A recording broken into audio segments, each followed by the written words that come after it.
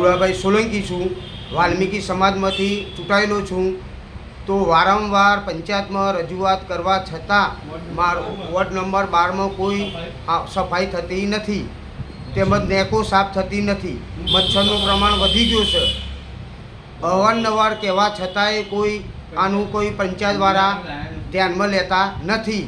તો આનો યોગ્ય રસ્તો કરવા વિનંતી છે. અને હું ભંગી સમાજનો સભ્ય છું, તો મારું કોઈ પંચાયત સાંભળવા માગતી નથી. તો આ વિનંતી કરું હું કહું છું કે આ મારા વોર્ડના અંદર ખાડા પડી ગયા છે તો બી પુરાવતા નથી, નેકો સાફ થતી નથી, સફાઈ થતી નથી, દવાઓ છંટાતી નથી.